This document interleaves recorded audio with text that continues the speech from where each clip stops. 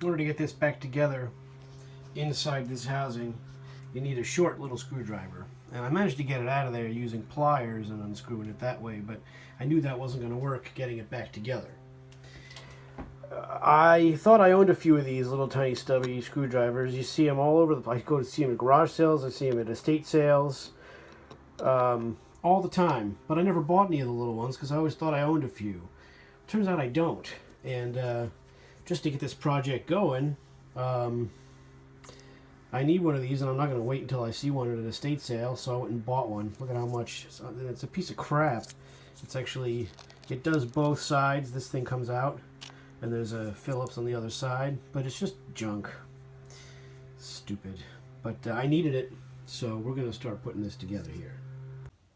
First thing we need to do is to partially mount these two screws into the motor housing so that it'll hang in the slot of the bracket. So I'm going to do that first.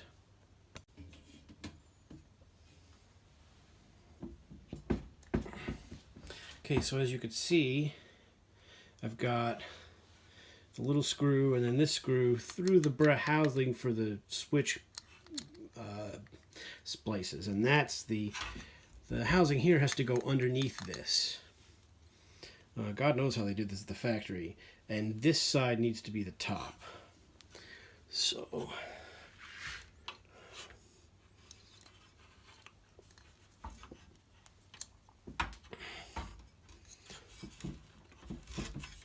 okay, it's going in.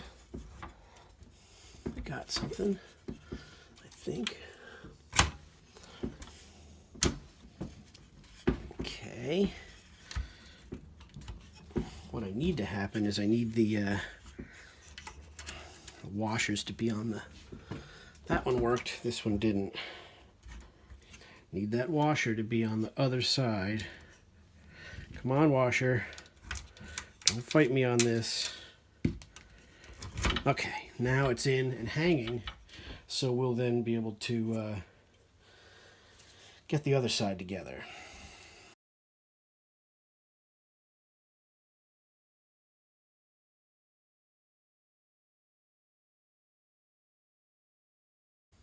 All right, it's all buttoned up. The screws are in. That was easier than I thought it was going to be. Our switch is ready to go. I'll show it to you from the front. Stay tuned. Here it is from the front. Again, buttoned up. Oil ports are on the top. The little boxes on the bottom. We've got a pretty nice free shaft there, and this is what it looks like. We'll get I'm going to put the back on to get the switch mounted, and then we'll see. But got all that dust that was in there came out with the hose.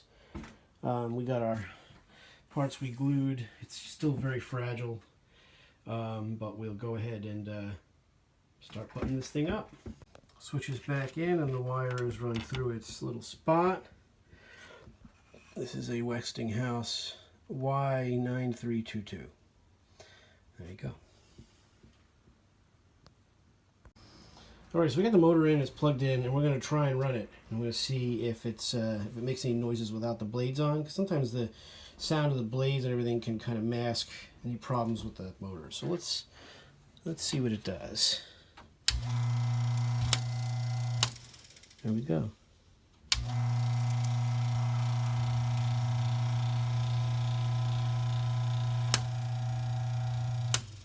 There you go.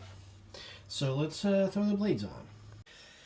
Alright, blades are on, and just to give them a spin, it spins pretty nice. I mean, you know, it's not some sort of a miraculous spin down, but the rotor is not very big, the blades are very, very light, and usually when you see these, even in really, really fine condition, they don't spin down that long. So, without any further ado, and this might be loud because of the wind, but let's run it.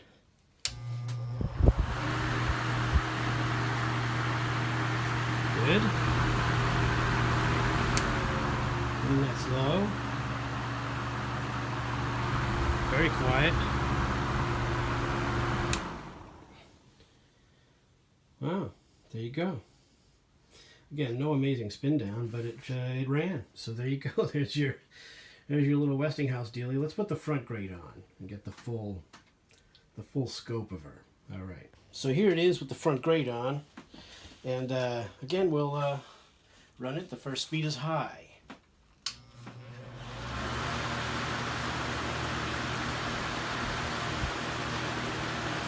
As I'd imagine, there's a bit of a rattle. This front grate leaves a little bit to be desired. There's low.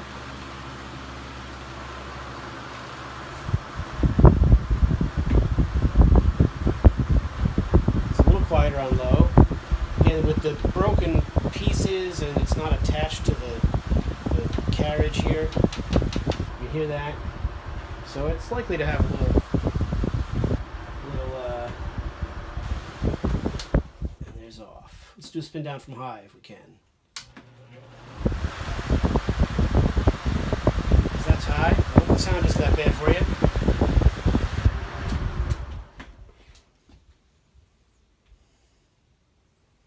So there you go. There's your completed Westinghouse plastic Riviera floor fan, or whatever you call these. Also kind of like a hassock fan. I think you can spin it upside down. You can put it whatever position you want. And there's these locking mechanisms which tighten up the joints here where it moves. So you can also kind of lock it into place more or less. So there you go. It's an interesting little fan. Again, we're going to have noise here, but we'll just do our best to try and keep it. I don't know how that's all supposed to be. Maybe this is supposed to fit underneath, but it doesn't fit all the way across. I might have to reassess that. But there you go. She's back together. So it's definitely a cool looking fan. Thanks for watching all these pointless long videos. I hope you enjoyed it. It's a neat little fan. I'd love to find one of the bigger ones with the handle and the skids. And also those are aluminum, so they're not as much of a problem with the plastic breaking.